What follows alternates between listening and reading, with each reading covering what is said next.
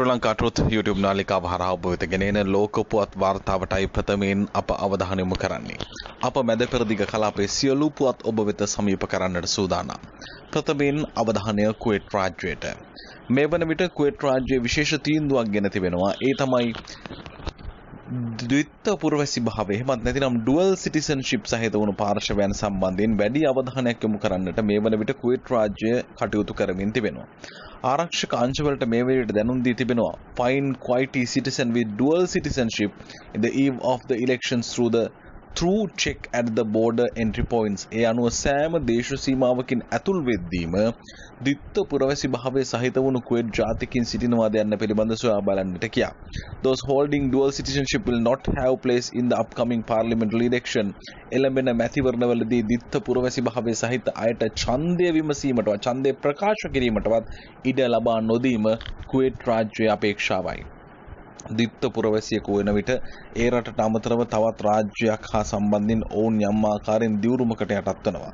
ඒ මත පදනම්වයි මේ ආකාරයෙන් ද්විත්ව පුරවැසියන් සොයා ඔවුන්ට ඡන්ද අයිතිය ලබා නොදීමට කුවේට් රාජ්‍යය කටයුතු කරමින් සිටින්නේ. ඒත් සමගම කුවේට් රාජ්‍යයෙන් තවදුරටත් තොරතුරු වාර්තා වෙනවා. මේ වන විට සේවයේ නියැලී සිටින වසර 30ක සේවා කාලයක් සම්පූර්ණ කරන ලද කුවේට් ජාතිකයින් ඔවුන් වාර්තා කරන at least containing about 500 names of personnel who spent 30 years in government service. වසර 30ක් රාජ්‍ය සේවයේ නියැලුණු කුවේට් රාජ්‍යයේ වෙසුණු විදේශගත පිරිස් එම රාජ්‍යයේ ආයතන වලින් එවත් කරන්නට කටයුතු කරමින් සිටිනවා. ඒකට හේතුව තමයි කුවේටානුවාදය ස්ථාපිත කරමින් කුවේටානුවාදය ක්‍රියාත්මක කිරීම කුවේට් රාජ්‍යයේ මූලික අභිප්‍රාය මතයි මෙවැනි තීන්දුව తీරන ගන්නේ. 247ක් නව ආසාදිතින් මරණ 3ක් වාර්තා වී තිබෙනවා. කුවේට් රාජ්‍යයේ ආසාදිතින්ගේ සංඛ්‍යාව පැහැදිලි අඩුවීමක් පෙන්වුම් කරනවා.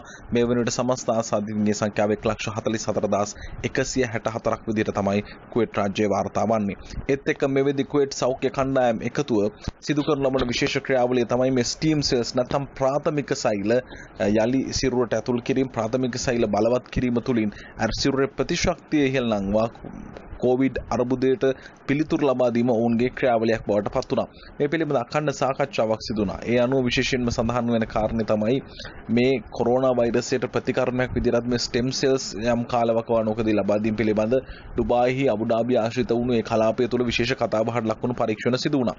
කොහොම වුණත් මේ සැත්කම් පිළිබඳ කතා කරන විටදී New Historic Achievement Specialized Kuwaiti Medical Team headed by the Dr. Sundus Al-Sharida succeeded performing second stem cells transplant operation of a bone marrow from a donor, her sister.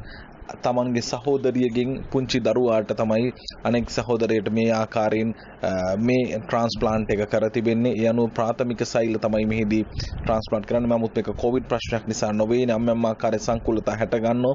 ඒ නිසා එවැනි කර සත්කමක් විදිහට තමයි මේ වන විට හඳුන්වා දී තිබෙන්නේ. එතනින් පසු කුවේටි තාමත් ප්‍රමුඛ ආර්ථික විශේෂඥයෙකු අල්-ෂයා වයස අවුරුදු 94ක ජීවිතක්ෂයට පත්ව ඇති ආකාරයක් වාර්තා කර තිබෙනවා අද දවසේදී. ඒත් එක්කම මේ වේදී කුවේට් මැතිවරණය සම්බන්ධව අදහස් පළ වෙනවා. ඒ තමයි ඉතාමත්ම සුවිශේෂී අවස්ථාවක් මොහොතකදී කොරෝනා වෛරසය ලෝක ව්‍යාප්ත වෙමින් පවතින මොහොතකදී මැතිවරණය පැවැත්වීමට දායක වුණු සියලු පාර්ශවීන්ට කුවේට් එමීර්වරයා විසින් සූති කර තිබෙන ප්‍රවෘත්තියත් අද දවසේදී වාර්තා කර තිබෙනවා. ඒත් එක්කම Kuwait oil prices USD 100.04 Friday to US dollars 48.80 යනුවෙන් වාර්තා කර තිබෙන යනුව ඩොලර් එක ඉහළ යාමක් යම් ආකාරයෙන් වර්ධනයක් කුවේට් තෙල් වල යම් සිදුවීමක් සිදු ඇති බවට මේ වන විට වාර්තා වෙනවා. එතනින් පසු අපි අවධානය යොමු කරන්නේ ලෙබනනයේ බොහෝ දිනක් අපෙන් තොරතුරු විමසනවා. බේරූට්හි පවතින තත්ත්වය. Beirut detains Lebanese French businessman close to Sarkozy, judicial source යනුවෙන් වාර්තා කර තිබෙනවා. Lebanon has detained a Lebanese French businessman who was close to former French President Nicolas Sarkozy after receiving a request for his arrest from Interpol and judicial sources. Nicolas Sarkozy හා සම්බන්ධයෙන් යම් ආකාරයෙන් ක්‍රියාවලියක් තියෙනවා. හිටපු ප්‍රංශ අග්‍රාමාත්‍යවරයා සම්බන්ධයෙන් internal security forces have detained based on an arrest warrant. Interpol sent the public prosecution over him being wanted by the French authorities over involvement in the corruption and funding Sarkozy campaign. Nicolas Sarkozyගේ වංචා දූෂණ වලට සම්බන්ධයයි කියන මේ ආකාරයේ විශ්ව්‍යාපාරිකයෙකු තමයි ලෙබනනයේ සිට අත්අඩංගුවට පත්වන්නේ. කෙසේ වෙතත් ලෙබනනයේ ආර්ථිකය පැත්තෙන් ගත් විට බරපතල ඛේදවාචකයක ලෙබනනයේ සිටින්නේ. ඒ නිසා මෙවැනි ආකාරයෙන් ආර්ථිකයක් පිරිහෙන්නට සාකෝසිලා වැනි දේශපාලඥයින්ට ඍජුව සෝ වක්‍රව දායකත්වය ලබා දුණු ව්‍යාපාරිකයින් සිටීමද එක් සුවිශේෂී කාරණයක් ලෙස අපට හඳුන්වා දෙන්නට පුළුවන්. ජෝර්දානයට අවධානය යොමු කරනවා. මරණ 50ක් වාර්තා වනවා. 3160ක් නව ආසාදිතයින් ජෝර්දාන වලින් වාර්තා වී තිබෙනවා කියලායි වාර්තා කර තිබෙන්නේ අද දවසේදී.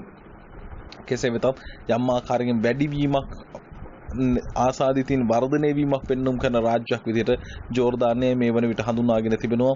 ඒත් එක්කම මේ වන විට වාර්තා කර තිබෙනවා ජලය හා සම්බන්ධයෙන් ප්‍රශ්න විසඳා ගැනීම සඳහා the Ministry of Water and Irrigation on Thursday received vehicles and advanced water machinery provided by the German government.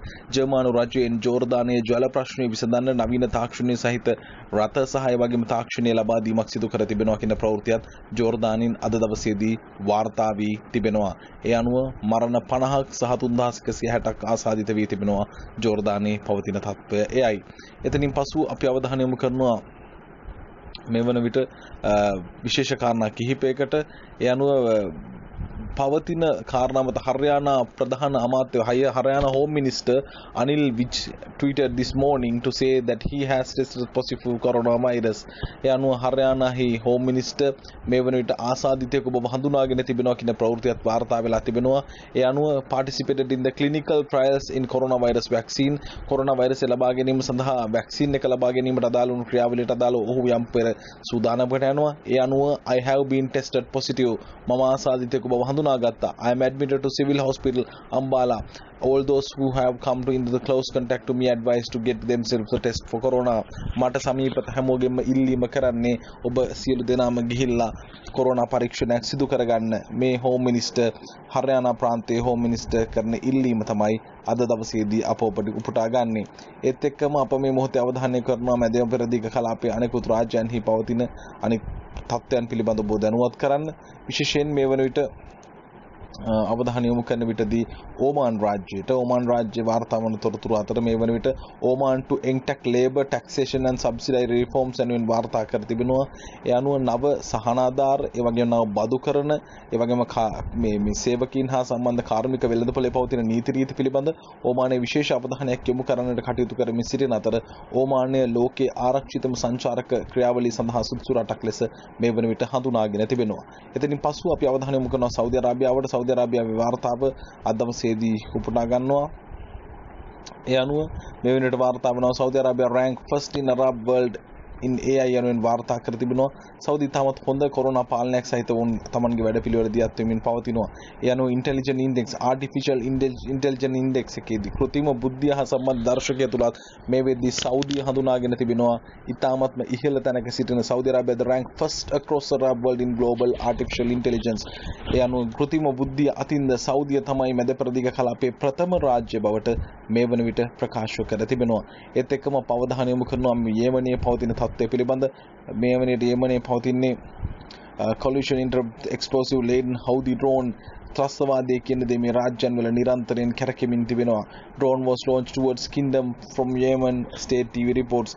යෙමනයේ සිට පැමිණෙන යන ආකාරයකින් drone හෙලිකොප්ටරයක් සම්බන්ධයෙන් ක්‍රියාවලියක් නිසා මේ මොහොතේදී ප්‍රශ්න පැන නැගී තිබෙනවා කියලායි වාර්තා කර තිබෙන්නේ. යනු Houthi drone fired into Saudi Arabia යනුවෙන් වාර්තා කරනවා.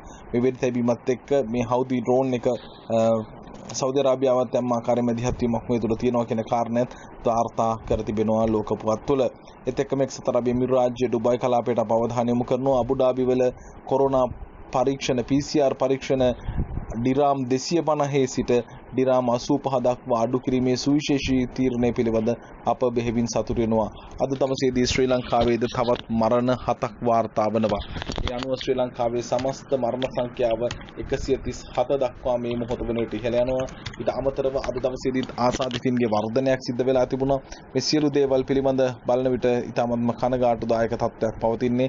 ඒ අනුව සමස්තයක් විදිහට මේ වන විට මරණ සංඛ්‍යාව පිළිබඳ අවධානය යොමු කරන විටදී මරණ 137ක් ශ්‍රී ලංකාවේ දැනට වාර්තා වී තිබෙනවා. ඒත් එක්කම අද දවසේදී 501ක් නව ආසාදිත විදිහට ශ්‍රී ලංකාවෙන් හඳුනාගෙන තිබෙනවා. මේ තමයි මේ මොහොතේ ලෝකයේ සහ ශ්‍රී ලංකාවේ සමස්තයේ පවතින තත්ත්වය. ප්‍රවේශමෙන් සිටින්න, අවධානයෙන් සිටින්න, වගකීමෙන් සිටින්න ඒ පමණයි අප ඔබෙන් ඉල්ලා සිටින්නේ.